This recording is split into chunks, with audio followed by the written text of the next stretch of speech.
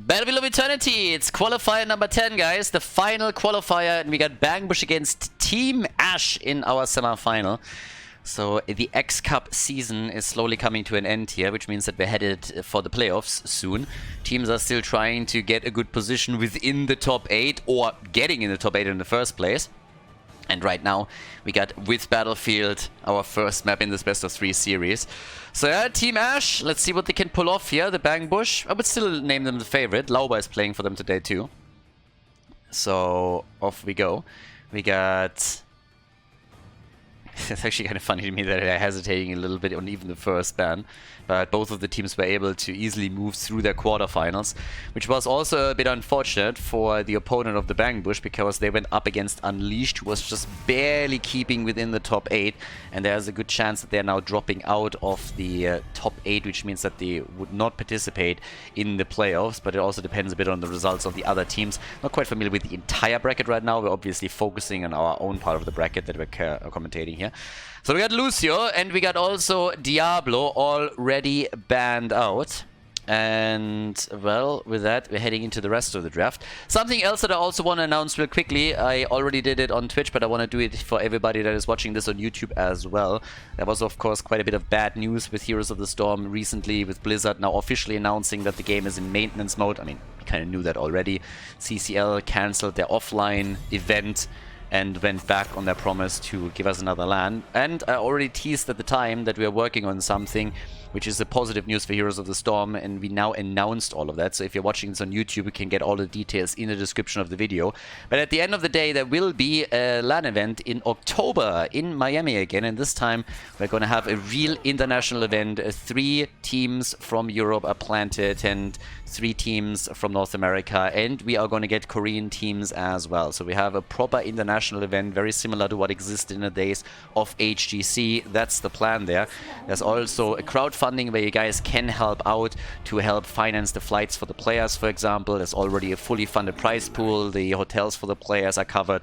But again, if we can raise the money through the crowdfunding, then we can increase the production, get more commentators in, make sure that also the Korean teams, for example, are fully covered when it comes to their flight expenses. And the good news is that for every single dollar that gets donated on the GoFundMe, there will be a matching amount from the sponsor. So if somebody donates $10, another 10 will be brought in from the sponsors here. So actually a pretty good deal on that. All of the links are in the description, so you can check those out and have a look for yourself.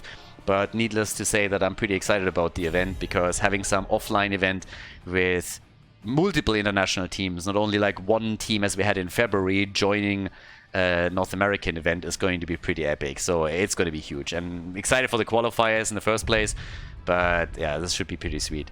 Now, coming back to our game at hand, we have on Battlefield of Eternity now Li Ming chosen together with Blaze early on. Vala being banned again, and so did Sylvanas, so Girl Power was already eliminated quite a bit here. No arrow build for Vala. We got Brightwing, Hanzo, and Urel instead for Team Ash, which currently means that we're going to have Hanzo for the main damage on the objective again. So they're going to try and YOLO that out completely, getting those scatter shots in.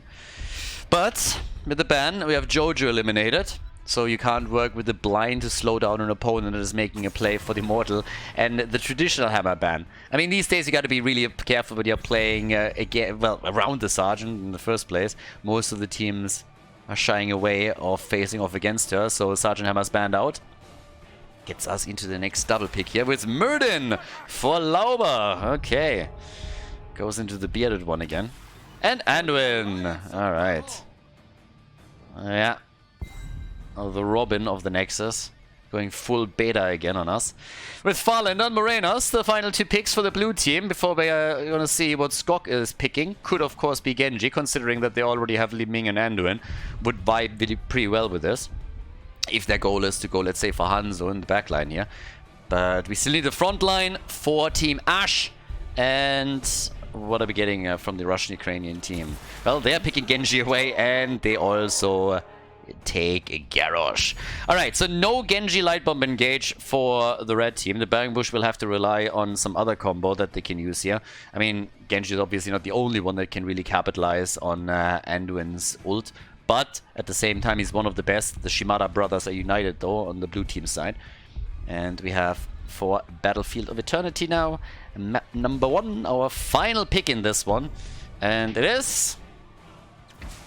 Greymane! Alright. Greymane and Liming, also a good and true and tried combo. So here we go. Battlefield of Eternity, map number 1 in the series, everybody. Let's go Team Ash against the Bang Bush at the 10th and last qualifier for the X-Cup Summer Playoffs.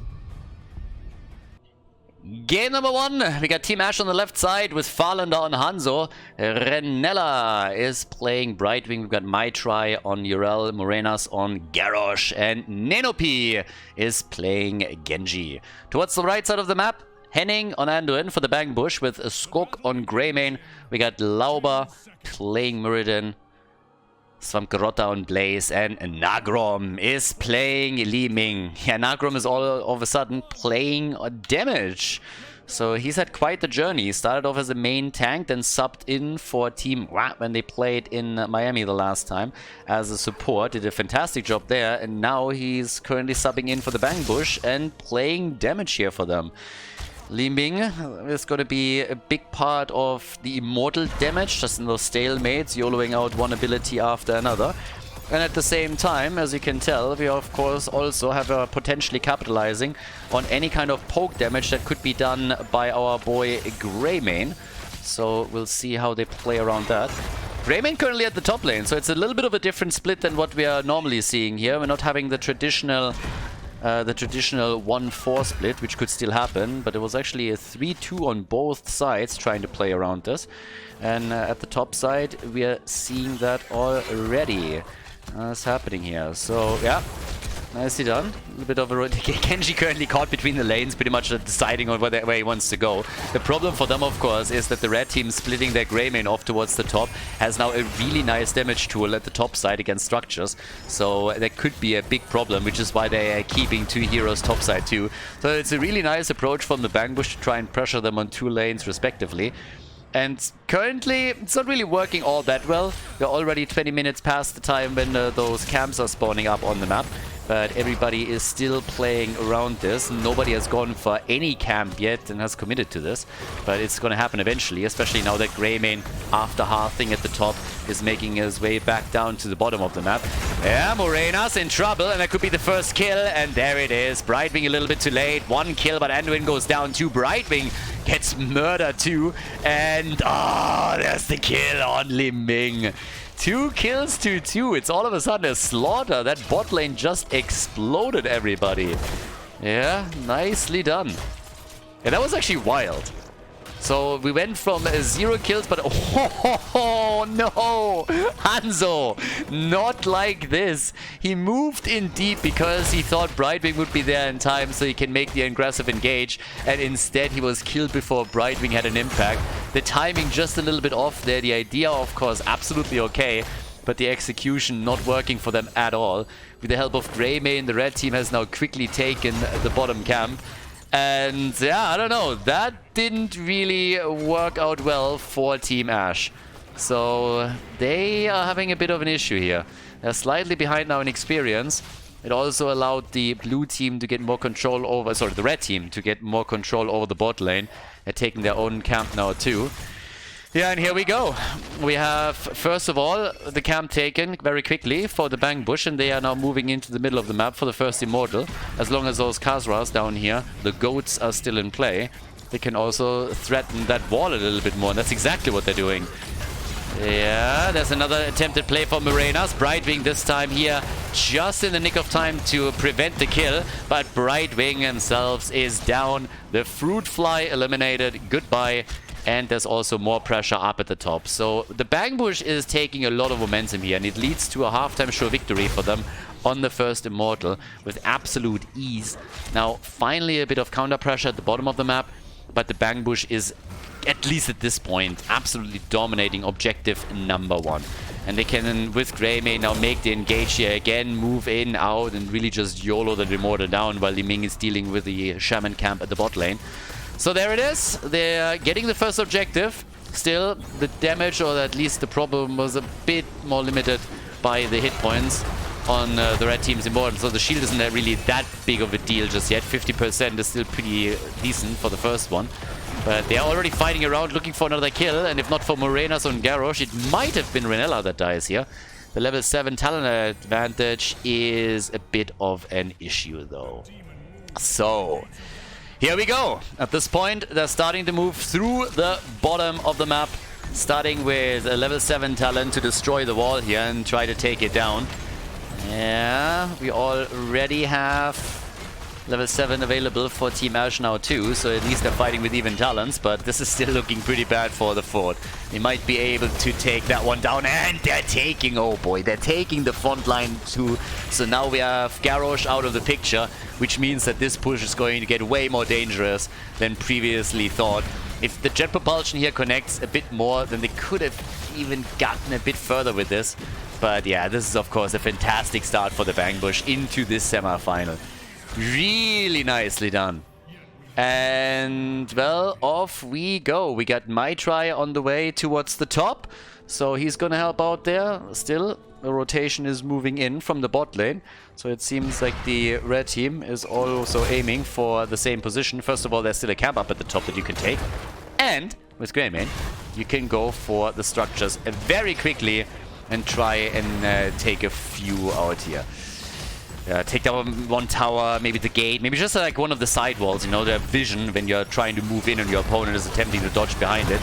But here's the battle. One level advantage for the Bang Bush. Nice flip by Garrosh, but Li Ming is just taking aim time and time again. The red team locks the camp in and is looking absolutely stellar here. The Bang Bush potentially on the way to another teamfight victory as they lock in the double kill. Nice combo, and that one hurt. Garrosh down, and so is Urel, and that allows them to go for the wall here very quickly. They're going for another kill. Beautiful execution as they take Hanzo down, and now they're going for Brightwing. It's an absolute disaster here for Team Ash, and it all started with this double kill at the top. The camp gets claimed, as you can see, and then they're just stacking up too much, and Li Ming is able to get the damage in. Good combos, and just bam! Even Anduin chipping in a bit. Now they took the fort down. They have level 10 abilities, and that allows... I mean, both of the forts are already gone. And the Immortal is spawning in 10 seconds. So how are you contesting this if you're Team Ash? At the end of the day, the answer is you don't. Lauba went again into the Haymaker. He loves to do this stuff. Backfired against him multiple times in the past too, but right now things are looking really good for them. Can isolate a target quickly. We have them, of course, with a light bomb to go for the throat for Greymane, and they're just chunking down the Immortal without any problem whatsoever. So yes, there it is. We got up towards the top. Lauba already looking for Stormbolt. I mean, they're flanking. They want more kills. They want to capitalize on the level 10 as best as they can. And they might just get the kill here. Yes, especially Hanzo is in trouble, but he's able to make his way back out of the fight. Level 10 is there. The arrow connects with 2. They're trying to make a play for Blaze, but there's the bunker. Bunkering up quickly, and the battle isn't over yet. There's still a cap down at the bottom of the map. The Immortal hasn't been taken yet either. Swamgrotta down, and finally another kill for Team Ash. Rising like the phoenix out of the ashes as they are looking for more kills, and instead of locking one against Anduin in, they're losing Genji. So yeah, Genji is down, and well, they still gotta deal with that Immortal. Oh my god, what a unique and rare mount! Oof, I'm just seeing this right now. This is so unique and so rare. I love it. Absolutely love it. Fantastic, fantastic mount here by them. So yeah, Maitri with the unique and rare mount that he rides into battle. Well, we have the Immortal, again, destroyed. And therefore the second objective also goes to the Bang Bush. Okay, 10 kills to 3. We now have it down to the bottom of the map. The wall pretty much destroyed. Easily. As the camp and the catapults were coming in for that. Top side, this is where the real party is starting up though, because it's a 5 versus 5 now obviously, and they are starting to move in here with a big Immortal, 50% shield. It's actually kind of funny because we're not even at the 10-minute mark yet, so it doesn't scale all that well just yet. But can they take that keep, yes or no?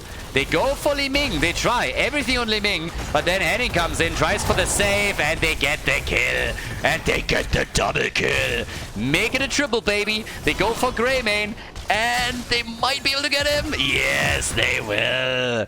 It's a triple. Nice. Team Ash coming back with a bang. That's exactly what I want to see here. A sign of life from the blue team, and they definitely showed up. Now, they still got a long way to go.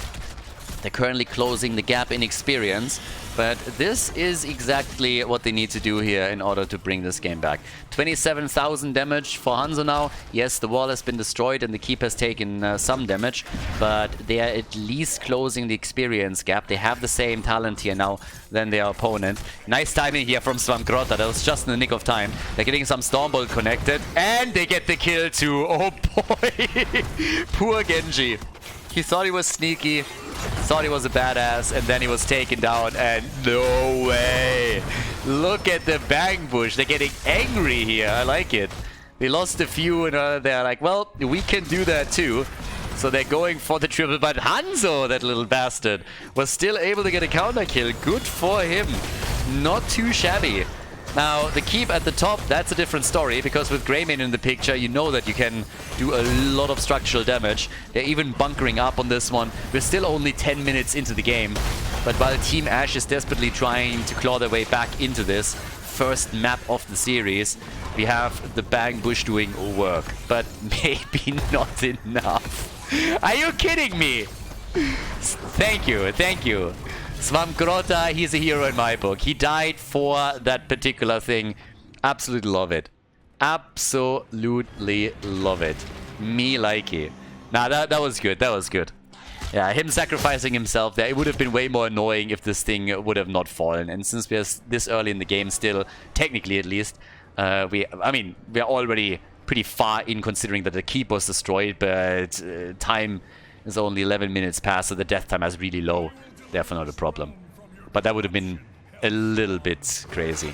Now either way, the objective is up on the map, so once again it's an immortal that the teams are fighting over. Half a level until 16 is there. Greymane gets popped. Yeah, but so is Hanzo. Hanzo is down. Mai tries to pop his own ult, so that's a big cooldown that they gotta use here. And now it's a 4 versus 4 with Blaze coming back into the picture. Genji is getting a bit aggressive on the other hand, so apparently the kill against Greymane has instilled some confidence. Stun into stun. The Stormbolt misses though, that's unfortunate. I could have actually threatened my try. He doesn't have his ult any longer. So that could have been it. But either way, we now have Catapults topside, starting to push in. Brightwing gets attacked too. Greymane and Hanzo are soon going to be back, and Hanzo has his ult up, so let's not forget about the arrow. They're already starting to poke the Immortal down a little bit more. And this is level 16. Any moment now for the Bang Bush, which is exactly what they need here. 16 is in. Big arrow. That goes nowhere. Straight to North America. Narrowly missing the target.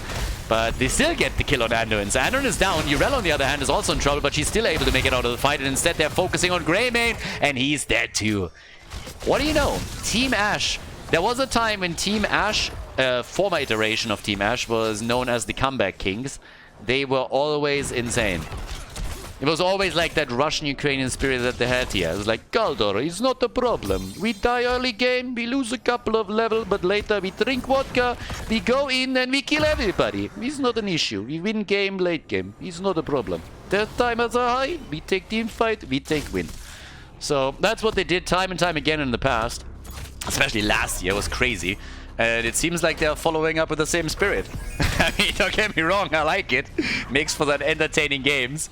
But at the same time now, it's a weird game. I mean, we have 25 kills. We have 25 kills at this point. 16 versus 16. And despite the fact that Team Ash has already lost the keep, they're still holding on to this and just trying to get their kills in. So they're doing whatever they can right now. With big success, we got 32,000 on Liming. We got 41,000 for Hanzo. Yeah, the arrow, they go for... Liming, but they can't kill her. Liming is still alive. Renella, yes, keeping them in play with Brightwing. And here comes Genji, and he's getting murdered. Absolutely murdered. Oh, but that was so clutch. They could have gotten the kill instead, but they lose out on it. Now they use Urel too. Swamgrota gets away with 19 hit points. But and Brightwing falls. This is crazy. Look how low they all are. This is fucking nuts. All of them super low in that situation, but they still get out of the fight, and now they're going for the 5-man team wipe. They're taking the entire team apart. I cannot, like, Check this fight out. I mean, honestly, look at the hit point pool. Swamgrotta moves away 17 hit points or something, and then it's Li Ming that's low. Everybody is so insanely low, and they don't lose a single hero, but they kill all 5 on the other team. Absolutely bonkers. 19 kills to 11, 30 kills in total, and now it's the second keep at the bottom of the map that they're going to try and take down. So, yeah, absolutely clutch plays here. And now the air is getting a lot thinner for Team Ash here. They are definitely going to struggle to keep this keep in play, if it's even possible at all. And I'm not sure that it is. So here we go. We have the teams moving through the bot lane now, or at least the red team, with the Immortal. And there's no way to save this keep. Absolutely none. Question is simply, can you save the core somehow? Or do you lose out of map number 1? Yeah, they're flanking in. They're trying for the kill. So far, they've always won the team fights when they were behind. They're trying again here. Big light bomb. Big light bomb. And big kills. 1, 2, 3, 4. Let the bodies hit the floor. The 5-man team wipe incoming 2. And that is putting an end to game number 1. The Bang Bush ending game number 1 in the series with an absolute banger as they take every single hero down on the side of Team Ash and they decide Battlefield of Eternity in their favor. The 1-0 lead in the semi-final, everybody. GG, well played, red team with a victory in map number 1. Before we head into game number 2, make sure that you subscribe to the channel if you haven't done it yet so you don't miss out on any future content here on Khaldor TV. Garden of Terror, map number 2, semi-final number 1, the final qualifier for the X Cup summer season. So here we go. Garden of Terror, Bang Bush is in the lead now. They have taken Battlefield of Eternity. Now, Team Ash has made it pretty entertaining, and I think if they would have shown some of these teamfight victories a little bit earlier, they might have been the ones to walk away with an advantage and gain momentum, but they were holding on for a long time. Towards the end, though, that final battle and the 5-man wipe against them put a nail in the coffin. Now we're heading into Garden of Terror, big map obviously, and let's see what they can pull off now. Can they make this a 3-mapper, or is the Bang Bush going to decide this one in their favor? Alright, so we got Brightwing and we got Hogger already banned out. I mean, Hogger obviously makes a whole lot of sense. Reason why he's being banned here is this is a map with a lot of mercenary camps. Hogger is fantastic at taking those and can also take them alone in a very reasonable time frame. So he's normally a very high priority pick on this map if he gets through the bans, which is rarely. Brightwing would allow you to control the map too. I still think we're going to see globals here. Dehaka and Falstad are obviously options that you always have on this map. And there's the Lucio ban. Similar thought process. He speeds you up on the map. It's a big map with a lot of distances, so you want to make sure that you have that covered. And yeah, it's time to see what the teams are drafting. Now, this is a map where you can throw a couple of curveballs too. I'm sure that if Soaking was in the game, he would already think about his Samuro, but for other teams, it means that Vikings become an option, Globals become an option. You've seen aggressive teams that were just looking for team fights and then playing around that, but you can really out-global an opponent or just out-macro them, and that has happened multiple times in the past on Garden. So, a Blaze is the first one to be picked here. Okay. There's Sylvanas and Dehaka, the Globals. Now Sylvanas can obviously do a very similar thing, so she can easily move towards the side lane and then split push a little bit. That's one of the approaches that Dino has taken in the past quite a lot. So there's that. We got now Swamgrotta and Dehaka, so they already have 2 heroes that could fill that role a little bit at least. And how is the blue team responding? Are they going to go for a Falstad pick? Do they leave that? Oh, it's hammer time. All right, so we are actually going to see them trying to push through one lane, very likely, and siege up on some of these forts. If they didn't pick Blaze already, I would say there was a chance that they are going for a Viking pick too. Yeah, we'll see. So, yeah. But all right. What else? We got Anduin banned. Anduin is always nice when you have Sergeant Hammer. Whenever Hammer is getting fully focused, you can just simply pull Hammer out of the fight. So yeah, there's that. And Muradin is banned as well. Alrighty, so with that being said and done, the double pick for the red team. Henning and Lauber. Mirrodin is already banned against him. So at this point, they just all picked up on the fact that he just loves Mirrodin a little bit too much and is healthy for him. So they're just helping him with his addiction and ban him out. But instead, we're going to see Stitches. Quick Hook is coming in. And we got Rhaegar. All right. Also good for the camps. I mean, you have the Lightning Shield. He really helps you to speed up camp clear. Technically, I guess he could also go for Greymane again for Skog. But what's the double pick on the left? What are we getting for Fallen and for Renella? I'm still waiting for the birdie. I'm still waiting for some global at least, or something that has a little bit more presence for them. Deckard Kane and Imperius instead. So really protect the hammer composition. Very heavy on that. And this leads us to our final pick for map number 2. So let's see what they can do here. Is it going to be a 3-map or is it going to be a 2-0? Are we going to have the first team advance to the grand final of the final qualifier? Skog hesitating there a bit. I mean, again, they could literally just try to go Falstad, Gust after a Gorge, play side lane, use double global, but then they go for Chromie. Alright, so they have a little bit more burst damage here, and that's obviously also good against Hammer. But yeah, with that, everybody, Garden of Terror, map number 2, let's go. A second map in the series between the Bangbush and Team Ash. Now, Team Ash against Bangbush. Imperius for the team on the left, played by Farlander, as we're heading into Garden of Terror. We currently have Morenas on Jojo, Nenopio on Sergeant Hammer, Maitri is playing Blaze, and we got Renella on Deckard Kane. On the right side of the map, the Bangbush with Henning on Rhaegar. We got Lauber and Stitches, Svamgrotta on the Haka, Nagrom is playing Sylvanas, and we got Skog with a Dragon's Breath build playing Chromie. So, Sergeant Hammer, it's time for some tank action over here. I like that skin. Like, it's one of the best for sure. You can always argue a little bit about the tint, but still, there's a couple of really cool tints and skins for Sergeant Hammer these days. So we'll see what they can pull off for that. Chromie, obviously, is going to be the bane of Hammer's existence for at least quite some time. But I mean, that's the whole purpose. That's the main reason why they actually drafted that in the first place. Now, we have a bit of action here in the middle already. Yeah, Sylvanas is going to be a pain in their butt too, so there's a lot to really be considered. Bangbush has so many heroes that are just a nuisance to what Team Ash is trying to do here. Doesn't mean that the red team is going to win this game, but yeah, there's definitely quite a lot going on. You have Chromie against Sergeant Hammer, you have Sylvanas side pushing, you have Dehaka, and yeah, that's unfortunate. Quick kill against Jojo as the game starts off, so Team Ash already suffering the consequences of the positioning here. And off we go. We got Farlander getting attacked, and that's a second kill. Damn, they're quick here. They're really quick on this. So, job well done.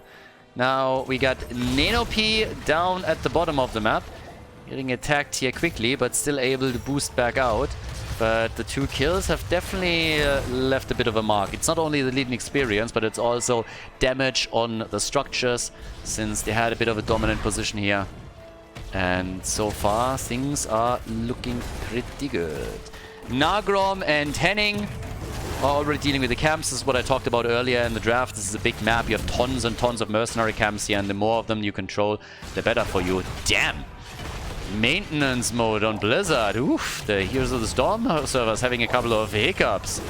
Gotta be afraid that they're being shut down or something, but no, we're still up and running here, so everything still Gucci. Okay, level 4 talents are in.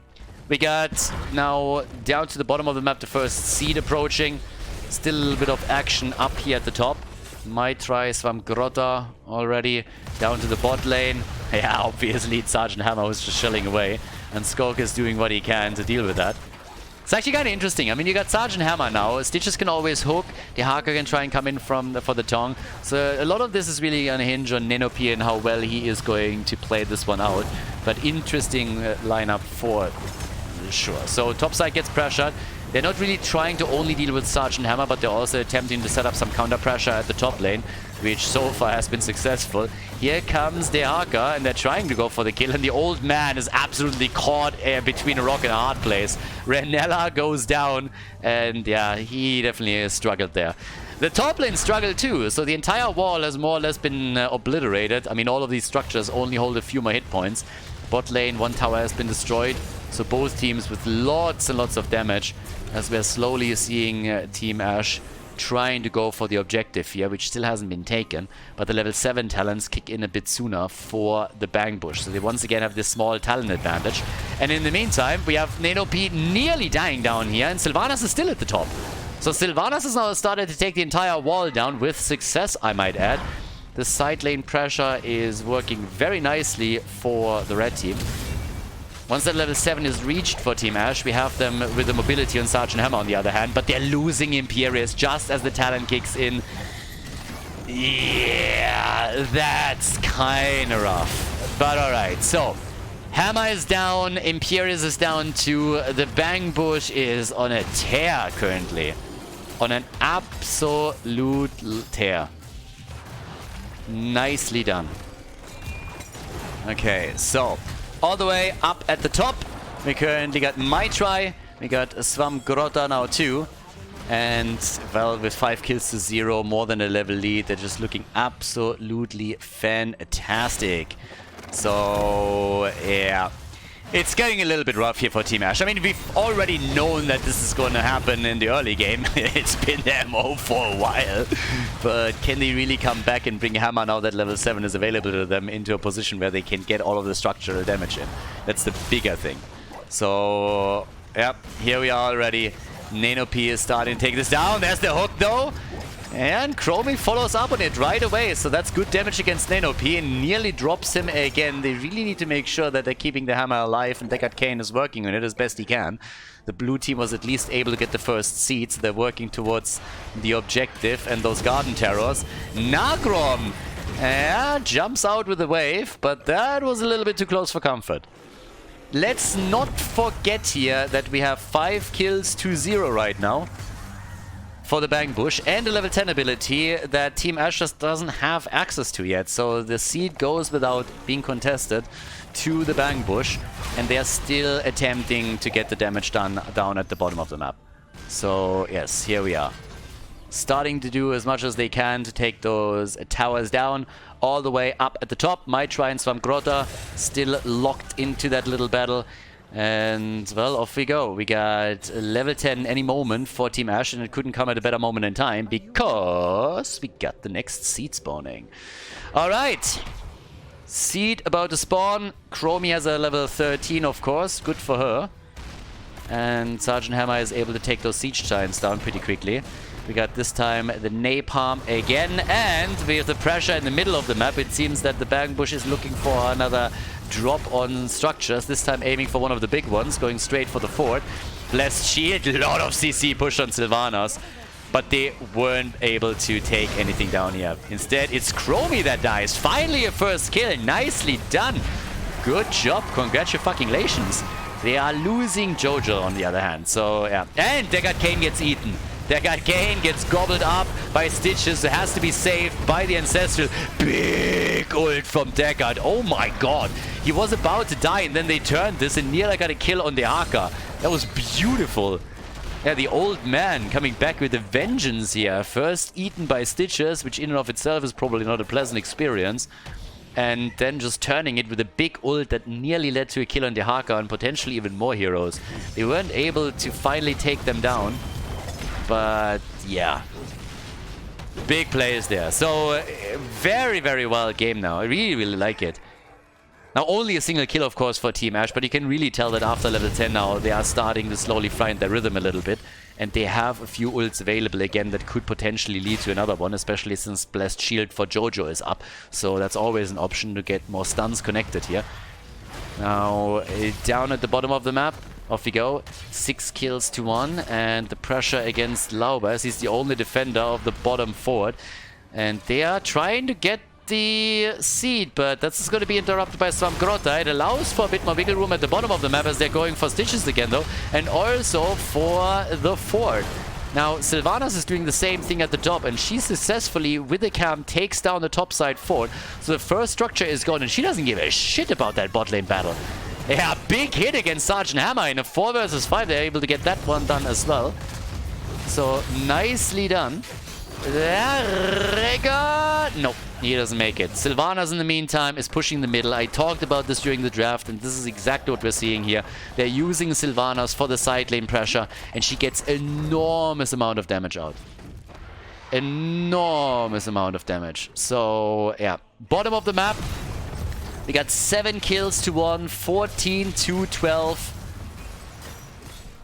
And even at the top, some of those have been obliterated. Yes, there it is.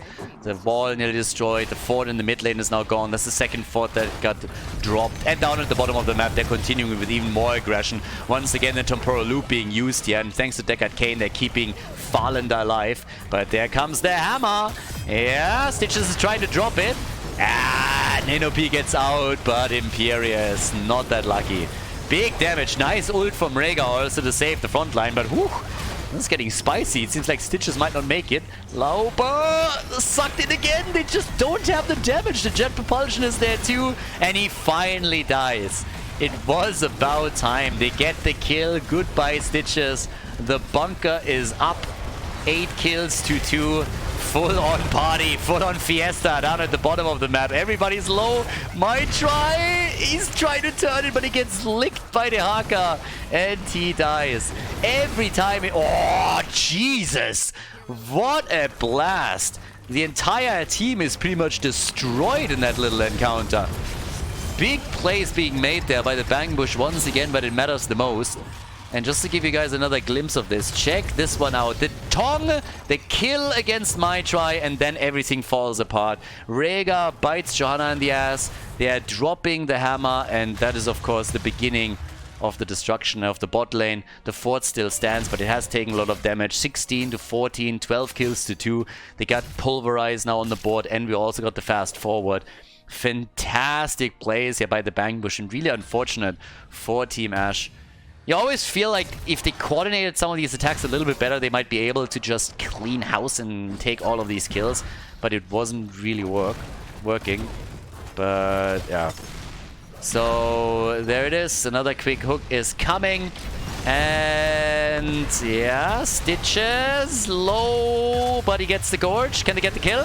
Jojo might be in trouble here. She's still fine, and with the Ancestral, so is Stitches, so they're not able to get a kill there either. But yeah, I love it. They're just brawling it out like crazy. Mad damage. And as usual, Team Ash doesn't give a shit that they don't have level 16. They're just sitting there like, yeah, not a problem, bro. We're coming in and we're gonna take them. No! Chromie survived! Chromie made it out. You gotta be kidding me. Hammer is dead, so is Sylvanas. And it's just brawl, brawl, brawl, brawl, brawl. Unbelievable. If Chromie would have died here, that's a completely different battle, but somehow they were able to keep her in play. The temporal loop zipped the target out of reach. But yeah, that is big. We got Swamp Grotta low, but look at Chromie taking Johanna out. As we still have a Siege Giant camp doing damage at the bottom of the map and threatening another fort, by the way. There's 2 of the seeds in the hands of the Bang Bush. So right now, here's the opportunity to get the first Garden Terror into the game. But there are big macro plays now being made consistently of the Bang Bush. They first of all outrated the blue team and took 2 forts down. Now they took the third one with the help of the Siege Giants that they set on route earlier. And of course, at this point, yeah, is this Garden Terror going? Alright. Taking a little bit of a detour here. And Chromie has a level 20 already. So obviously the Bang Bush is very determined to make it to the grand final. It currently looks like they're not going to be stopped here anytime soon. I mean, this is looking really, really good. 16 is in. We get the mechanical know-how, and those keeps are in real trouble. Not only in the bot lane, but the middle is probably the most affected, as most of the red team heroes are pushing. They're looking for the kill. Can't find it. Ancestral is there. The Gorge and the ult from the old man. Stay a while and get wrecked. Yeah, there it is. Chromie is down. But so is the top keep any moment. So yes, this one is not looking pretty. Very likely going to be taken down, at least if they can keep the catapult. Swamp Gorota can absolutely in for this one. That doesn't really matter anymore. I highly doubt that he's going to make it out. He's going to try, but he's going to be interrupted. They got to keep. They did a lot of damage also in the middle. So yes, the Haka is dead, and it's finally 6 kills to 14. but it doesn't change the fact that the first keep has been destroyed and we haven't seen a major structure eliminated on the side of the Bang Bush. But alright, so a little bit of map control at least for the time being for the boys in blue. So can they do a little bit more here? That's of course the question right now. And I mean, time will tell. So maybe they have a chance. We still have camps at the top that are now being used, but the blue team is of course very determined to make their way now down to the bottom of the map and finally take this fort out. I mean, let's face it, it's about time. That thing has been here for way too long. But they're gonna get this for sure, and they're also stealing a few of these camps away. I mean, as best they can. So top side, even more camps get taken, which means that this is gonna head straight for the core. And here, Farlander gets killed. He got hooked and he got gorged. That's pretty much the end of him. So yeah, a little bit unlucky, but I don't think it's going to be going to have too much of a consequence here, considering the circumstances of all of this. I mean, they are still running the show here, and the Haka is already moving around, threatening that they're going to engage. Sergeant Hammer, as mentioned, has to deal with the top lane now, which isn't going to be a big problem, but we have level 20, so a lot of time was bought for the Bang Bush, which allowed them to now get level 20 talents. And while it's gonna take a long time for them to get another set of Garden Terrors, they still can start sieging up on these lanes after they get a couple of kills. Now for Team Ash, of course, after they took the first fort down at the bot lane, they are still half level away, a little bit more, before they hit their own Storm Talons. But this is honestly a gap that you can bridge. This is a gap that you can bridge if you are playing this out properly. So yeah, there's another one. Jojo is dead. And yep, there's an hook attempt in the middle. Honestly, it looked for a moment like they would hit Farlander, but that minion shoved his way to the front and then was taken. But okay, with that, what do we get now? We got Farlander pushed out. Yeah, there's the hook, there's the gorge, and a bit of a connect down here at the bottom of the map as well. Swamp Grota, Farlander. There's the kill. Nice. Alright, so we got Imperius down, we got Maitri also dying, and it seems like this is going to be the death blow. The Bang Bush, they want to at least go for the key, but they might get more. There's only 2 survivors, so I'm not sure if they can really defend all of this. I highly doubt it, to tell you the truth. Another mind control against Sergeant Hammer. Into a drag, into a kill. Nicely executed, the coordination on point. 5-man team wipe. The Bang Bush with some banging plays today as they lock in the second victory in the semi-final series. They're going to move on to the grand final here, unless Jojo is pulling off a little bit of a miracle. But 70% on the core remaining. Seems like they're looking for another kill here, and the catapults, of course, are already doing a big amount of the damage, or the minions at least. So yeah, catapults are coming in too. And that's that. The Bang Bush advances to the grand final, everybody. Semi-final number 1, a 2-0 victory for the red team. GG, well played.